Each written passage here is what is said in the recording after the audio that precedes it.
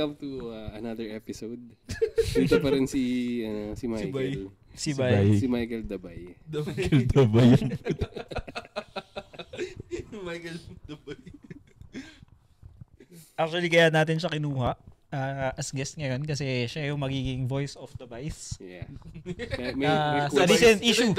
Siya actually nag-request na i-topic ulit to kasi may gusto daw siyang sabihin. Kailangan niya i-clarify. Clarify gag. Yung position niya sa position ng mga Bay. Bay community. Ano ba? Bay? B-I? Or Bay na B-A-Y? B-A-I? Wow, wait. Isa lang, Kenzo. Pasok ka pala sa dalawang community na maglalaban this round. So ano ako? Tawag doon? Unbiased. Unbiased opinion. Unbiased opinion. Yun yung gusto mong sabihin kanina ba? Hindi. So yung topic for this podcast is yung recent na concert ni Vice Ganda. And yung two communities na mag-head-to-head sa next round. So, in the past, nag-head-to-head na yung mga Bisaya tsaka mga Tangalogs. Yes. Kumakain ng pagpag. Versus? PWD. And napag-usapan din. Yung mga LGBT, sila Vice. Okay. Not necessarily si Vice, pero mga LGBT versus the PWDs. Yun yung round 1. Round 1. So, dalawang magkaibalay na bracket yun. Ngayon, nasa next bracket na tayo. It's the LGBT versus the Bisaya. AKA DDS. Bakit? Anong pinagmulan? Sige. So, nung recent concert ni Vice Ganda, alam niyo yung trend na nothing beats a jet tour holiday. Yeah. So, lahat naman siguro. Ginaya niya yun dun sa concert niya. Tapos, binring up niya yung jet ski joke ni Duterte dati. Papa Jigs. Oo. Really siya joke? Ay, hindi pala joke. So, call out. Call out siya. Sinabi niya. Yeah. Yan. So, hindi siya joke. So, kinall out niya na yung jet ski holiday daw. Jet ski holiday dun sa concert niya. Ganyan. So, ngayon, galit sila DDS, bro. No, parang dating ata parang ang offensive ng joke nila. Parang tinitira nila si Papa Jigs. Lord Diggs. I don't know. I can't say anything, bro. Grabe. Kasi ang issue doon, like si Duterte himself, mahilig siya mag-jokes na ang daming tinitirang community. Tama ba? Actually, even before community, diba? Or rape jokes, rape jokes, yes. Tahimik yung community ng DDS. Yung mga supporters niya. Parang selective yung nila, yung selective hearing. Pagiging tao nila, pagiging moral nila. Nagiging selective. But just, hindi naman, parang yung joke naman ni Vice, parang di naman siya offensive eh. Parang tinake niya lang yung words ni Papa Diggs din, di ba? Parang ginamit niya yung... Tsaka wala naman nangyari dun, di ba? Hanggang ngayon yung ginigera. Hindi, yun yung joke niya dun sa concert na parang may jet ski holiday, tapos may win a ticket to The Hague. Parang gano'n. ICC ticket to The Hague. Parang gano'n. So, parang tinitira niya talaga na parang... Sakit nun kung talagang DDS ka full-blooded, diba? Masakit. Anong masasabi mo dun? Oo. Lang ako half. Ano ka hybrid? Ang may sayo, unbiased. So yun, ano masasabi nyo ngayon sa dalawang communities na mag-head-to-head? Kasi, mga winners to dun sa last round Yes. So, yung stats nila, malaking community silang dalawa, bro. Tsaka numbers versus numbers to. Oo, malaking community. And solid yung community. Kasi, kaya natalo yung Tangalogs last time. Divided sila sa Tagalog community. Tsaka yung mga Tagalog, hindi lang naman Metro Manila eh. Ang daming nagsasalita ng Tagalog. So, and hindi sila ganun ka supportive of each other. Divided nga. Divided. Unity. Unlike sa talaga. Sa Bisaya, lahat sila Bisaya ka. Bisaya din ako. Kasi sobrang grabe yung community nila, pare. Ang dami nga, kunwari, may narinig ka lang na accent. Uy, ano ka? Diba? Ganun talaga. Friends talaga. Tropa agad. Tropa. Sa atin hindi eh. Hindi naman ganun. Yan. Kaya sila yung next round. Nag-move forward sa next round. Ngayon naman. Mahigpit na lang. Ngayon, kalaban nila is same sa LGBT versus PWD, diba? Hindi naman hindi lahat naman ng LGBT is fond of Vice Ganda. Oh, that's true. Pero malaki ang following ni Vice Ganda. Tsaka siya, parang siya yung standard bearer nila na parang pag sinabi mong icon. Siya yung icon, diba? Diba? Ng LGBT. Parang si Tatay Dig sa kabilang party naman. Anong party yan? Sa Bisaya party. Ayan. Sa Bay party. Si Pacquiao, di ba, ano siya? Jensen. Jensen eh. So, ano rin siya, represent din siya dun sa, Pero, ano ba siya? Laban, suntukan na. Hindi kasi hindi naman din lahat ng Bisaya is fond of Duterte. Majority though. Majority. Basta hindi Tagalog. Okay, so, sinong tingin niyo mananalo? Pero parang... Magda-die down lang yung issue na yun eh. Actually, pang ano lang yun eh. Wala lang yun eh. Hindi ano lang yun. Clout lang. Feel ko kasi kaya grabe din yung galit ni Vice. Kasi naalala nyo, pinasara sila ni Duterte na ABS. Yung argument ng mga Bisaya. Ang daming parang Bisaya na buti nga, ganyan. Di ba? Yung ABS naman, simula pagkabata natin, nandiyan na yun. Tsaka ang doon, hindi lang kasi sila Vice yung kumbaga apektado. Sobrang daming behind the cam yung na-affect. Ano ba naging issue? Di ba sa ano? Hindi tax? Wait, so well, yun yung ginamit nilang na parang front na parang hindi nagbabayad ng tax, ganyan, or pati nga yung may-ari, di ba tinira nila na parang hindi daw 100% Filipino yung may-ari, or yung si Lopez, parang may American passport yata siya or something. Na hindi daw pwede yun. Parang ginawa na ng lahat na ng reason. Technical na. Lahat ng pwedeng basta pero mapasara. Galit lang siya. Galit siya kasi hindi daw ni-run yung ads niya dati, ganyan. Tumatakbo siya. Damn. So yun. So parang may power ako ngayon eh. So may power akong, diba? Hindi mo ako pwedeng kalabanin. So yun, pinasara niya. And then ngayon, syempre sila yung remnants of ABS eh. May galit. Galit talaga na okay. Our turn, nakakulong ka. Sige, banataw yung ka. mga jokes naman ni Vice Ganda, I doubt na lahat yan is spontaneous. Eh. Diba? Lahat, yung iba dyan. Sulat talaga yan. Planado niya yan. Planado. Parang, ano na talaga, war on. Kasi may production pa yun. War on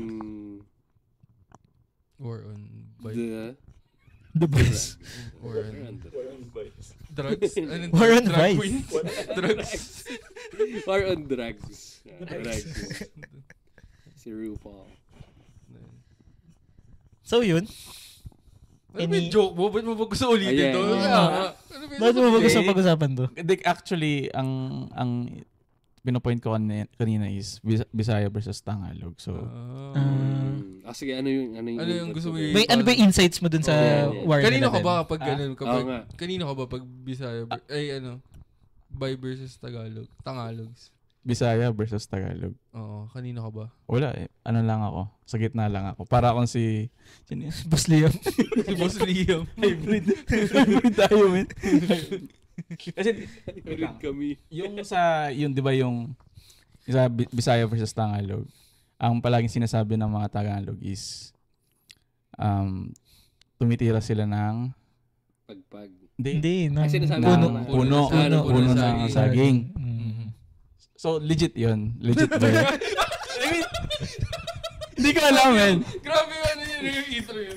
Parang... Grabe insight mo, Wait lang. Uy, ano ka namin dito, Iko-quote ka namin, sinabi mo. Legit yun, I mean, tinatanong ko gago kung legit yun. Parang siya nag-validate, no? Parang legit yun, guys. I mean, kung legit nga. Tinatanong ko kayo, man. Tinatanong ko kayo kung legit ba yun. Kala ko statement. Hindi na siya bago eh. Matagal na. Parang merong nakita na naubad. Tapos nasa may puno na saging. Ganun lang naman. Tapos yung pag mga butas-butas, hindi ko na sure. Pero hindi ba masakit yun? Ba't gusto mo malaman, bro? Hindi gago curious ako. Bakit? Kasi alam ko- Anong parang naging, anong thinking ng mga tao na gumagawa nun? Kasi, di ba parang pag-iisipin mo, masakit yun, man. I mean, hindi siya pleasurable, kumbaga. Baka wala ng tao sa bakery.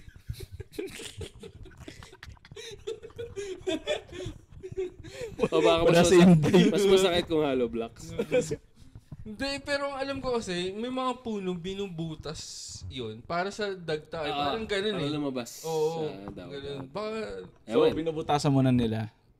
Oo. Butas. oo, parang nakita lang si, uy, tangin may butas, bro. Tapos ang lumala kasi yan, nung merong video na parang may puti-puti. Kasi nga dagta, yun. Dagta, Na eh. binutas. Hindi. Ang dagta, iba ang kulay ng dagta. Lalo saging, iba ang kulay. Kumbaga puting-puti yung dagta. Hindi puting-puti. Parang yung... Di ba pag dagta, solid, ano siya, white. Tama ba? Parang glue. Oo, Parang ganun. Ito, parang... Watery. Oo, na medyo mas clear ng konti. So hindi na cream pie, cream banana. Hindi, banana cream pie. Banana cream pie.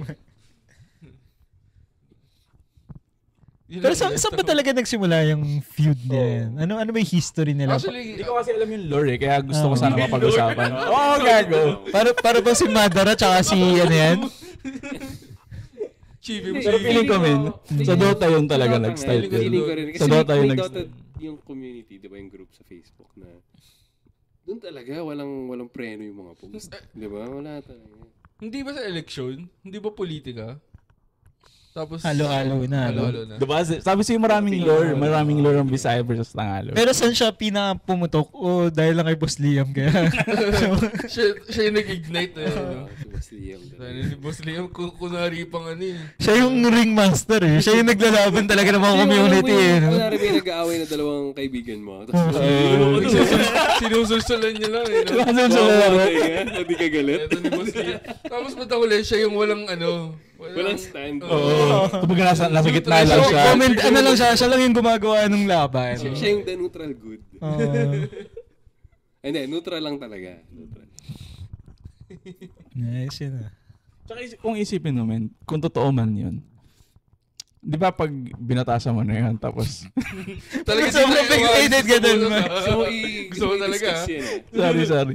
Pero kasi sobrang curious ako, di ba? Di ba kunyari binatasan mo na? Tapos na yung deed mo. So hindi ba yun nakukuha nung saging? Kasi di ba di ba part siya ng puno? So hindi ba siya ma-absorb nung nasasabi mo? kumakain na kayo ng Kinakain mo ano. May lasang Bisaya to. Gago. May sarili na sila. Ba yun? May variant to sila. Baka yun yung lore. Na sobrang bad trip siya sa mga tao. Parang papakainin ko kayo ng tamad ko. Yung next banana, men, buhay na. Naglalakad na. Kung hindi ko kayo mapakain ng tamad ng diretso, papakainin ko sa inyo. Through the banana. Sagi. Yung masama sa kanila lang din umiikot yung puno. Yung bunga. Hindi, kasi di ba inaangkat yun sa sa mga... Sige, sa Manila. Question. Saan pinakamalaking plantation ng saging sa Pilipinas? Saan? Yung sagingan talaga yung main export nila. Saan? Davao. Davao. Sobrang laki ng sa Davao. Ng small saging. Legit. Kantutin mo ba naman? Paano di dadami?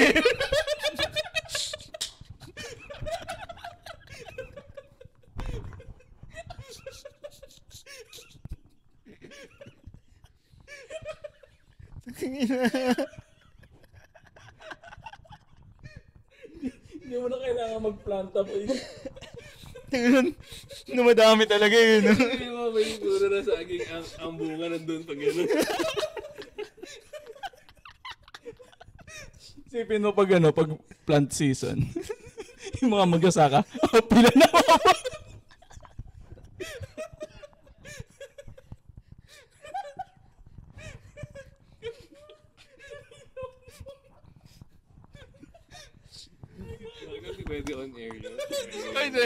Di ba? Gago. Wait, lumalabas bias tayo eh. Parang kinakampihan niya yung Tagalog sa gantong situation. Ito ng mga Tagalog kumakain ng ano eh. Kumakain ng papag. Putang inang yan. Ano yun? Chowpag. Tsaka gago, meron pa yung sa hollow blocks naman daw. Tangina, binibutasan ng hollow blocks. Tangina, masasakit yun. Pampatibay ng bahay. Gago. Di ba, kasi di ba pag nagkapatayo ka ng bahay, may mga inaalay ka. Tatangalog ko. Hindi inaalay po. Yung anak mo, di ba?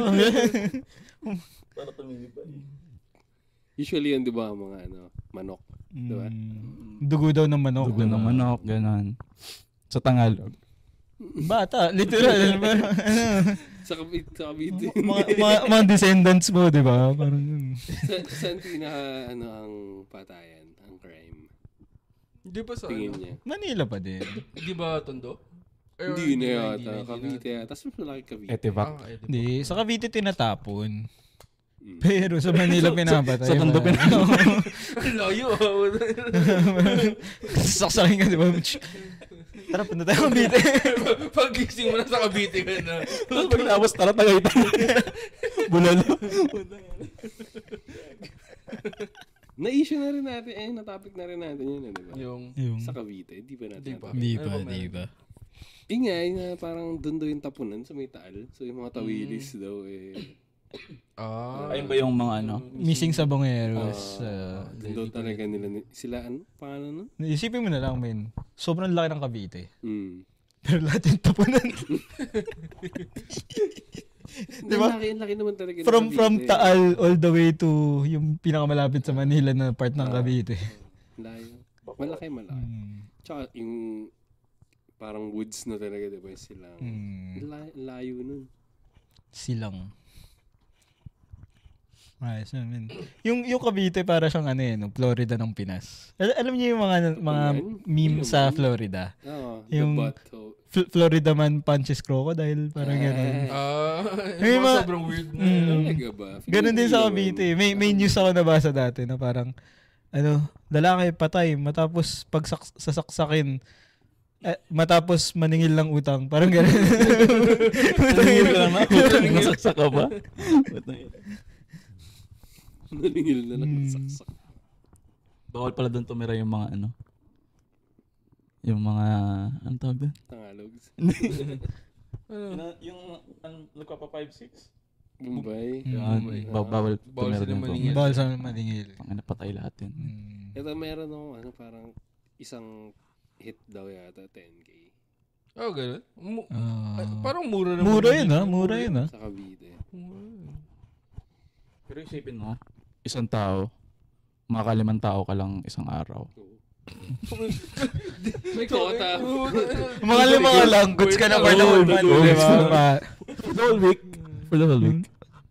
Whole week? 5? Tangin na 50K doon. 50K per week? Tangin na. Tiba-tiba ka lang, pwede ka na kumuha ng bago pang tao. Oo. Di ba? Outsource mo. Hindi na ikaw yung gagawa, di ba?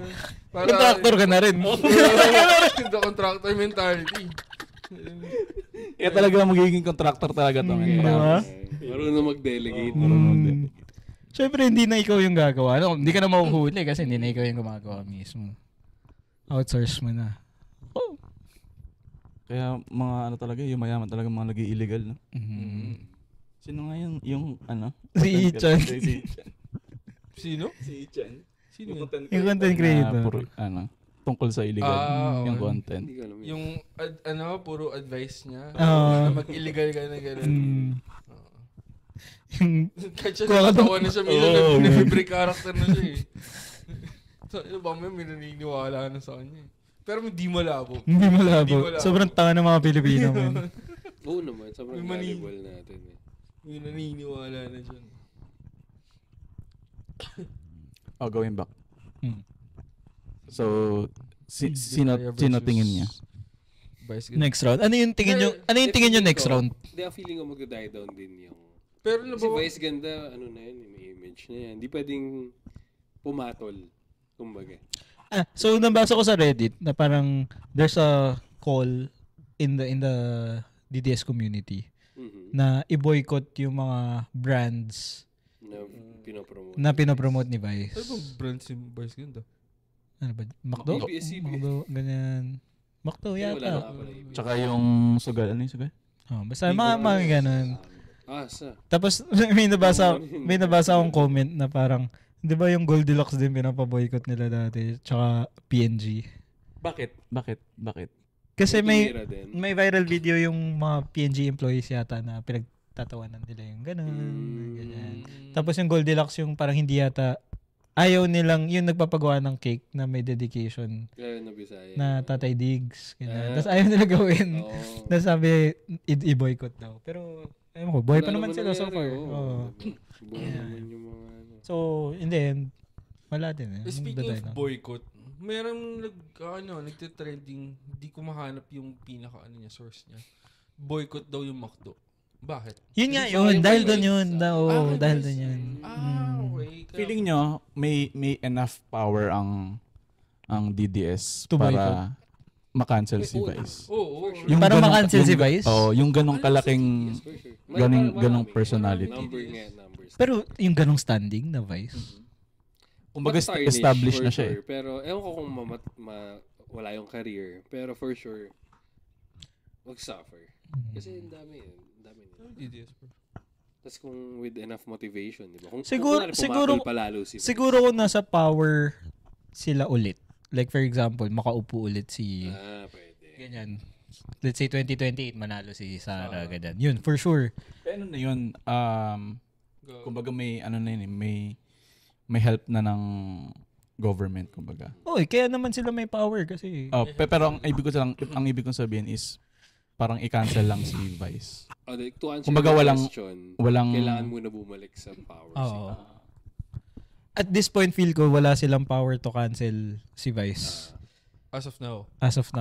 Pero kung yun nga, 2028, pagka nabaliktad ulit yung tide. Pero kaya nilang puruhan. For sure. Tingin mo for example, yung McDo. Mabuboycott ba nila yung McDo to a point na ayaw na nila kay Vice, i-drop nila si Vice dahil sa kanila? I don't think so. Wala silang ganung power. Feeling ko kung pumatol nga si Vice pa. Matitiis ba nila yun? Puro Jollibee lang? Nakapag-McDo ba sila? Joke na. Treno eh. Yung pala yun, kayo is pala yun.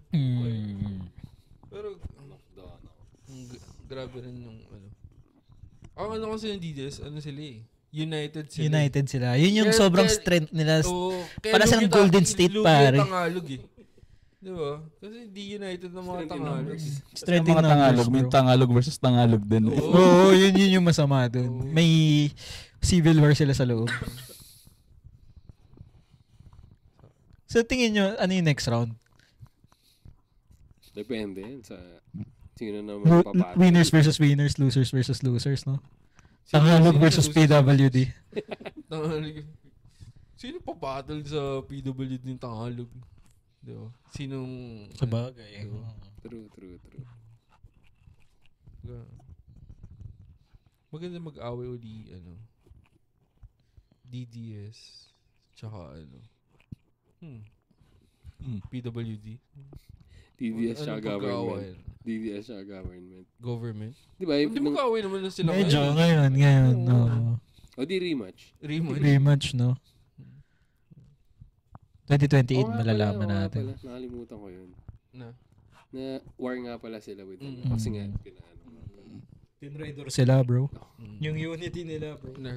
What happened to unity?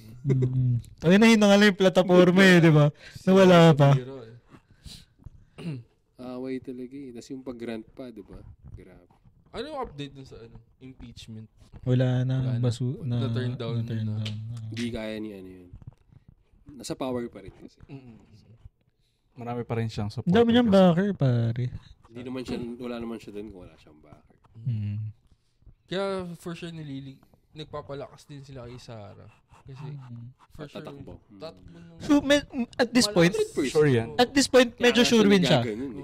Sa tingin ko medyo sure win siya. Sino yung tingin mong kayang tumapat sa kanya in terms of, hakot? Supporters, no? Oo.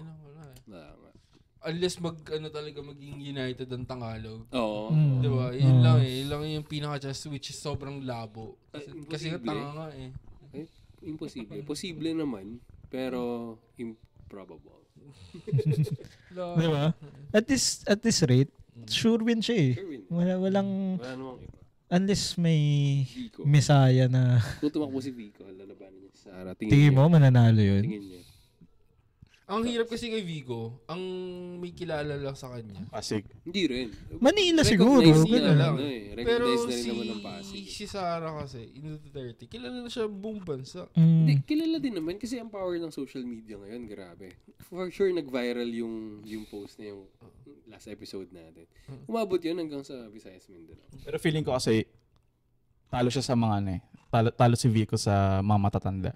Feeling ko, pa rin siya. Duterte pa rin yung mga matatanda. Kung papipiliin ng mga matatanda. Kasi parang napatunayan. Tsaka yung, kumbaga yung position niya ngayon, kumbaga. Kasi VP na siya. Feeling ko yung kayang tumapat sa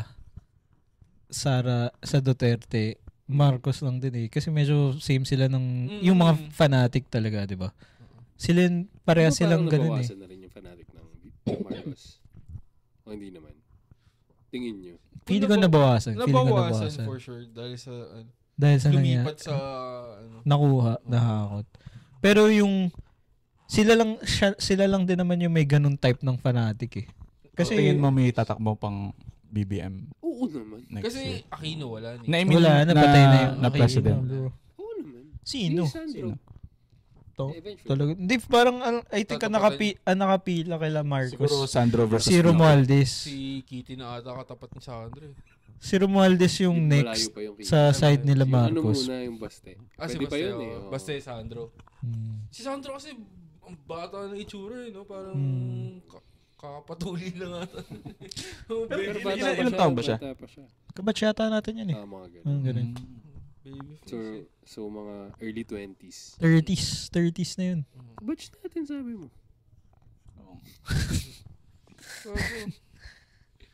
Sandro. Oh, yun na lang legacy ng Marcos, no? Yun na lang. Ano yun? Well-groomed na din. Ang Duterte mahaba pa eh. Dami pa, no? Sarah, Baste. Tsaka yung sa Duterte kasi, yung image nila, lahat sila copy-paste pare. Si ano ngayon, isa lang yung politics nila. Branding. Yung branding nila lahat. Simula tatay hanggang sa mga anak. Ganun talaga sila, no? Yung tapang ni Sarah. Diba? Nung nag-rant siya about Marcos, diba? Ang tapang eh. Diba? Papapatay. Tama, diba? Papapatay. May mga ganun. May mga binibitawang words nila. Talagang marketing-wise, galing. Tuhog pare. Tuhog na tuhog, no? Lambutas. From taba hanggang laman, tuhog talaga. So, yun. Nag-enter tayo sa politi. Abangan na lang natin ang next bracket, man. Yeah. Next bracket. Tingin nyo, ano yung next bracket? Comment down below. Comment nyo. Anong next communities? Next time, may wild card. Ano? May wildcard biglang. Mga taga-Palawan. mga Ilocano versus Marcos ang Ilocano. nga, versus Bisaya naman, di ba? May Ilocano. Ganyan. Kasi sa Luzon, ilan lang ba yung mga Tagalog, Ilocano, Kapampangan. Bicolano. Bicolano. Yan dapat. Batanggenyo. Iba ba yun? Batanggenyo. Actually, maganda may paglaban yung Batanggenyo, bro. Ang Batanggenyo yung parang yung parang galit lang. Mayabang. Hindi mo mayabang. Yung punto lang nila eh. Accent ba? Tsaka mayabang sila. Strong. Mayabang sila, bro. Strong personality. Kabaliktaran ng Ilonggo. Ilonggo naman eh. Sobrang sweet. soft-spoken. Right? Ito yung nag-aaway na taxi driver. Ilonggo. Akala mo nagkakamustahan. Ay, binigla mo ako.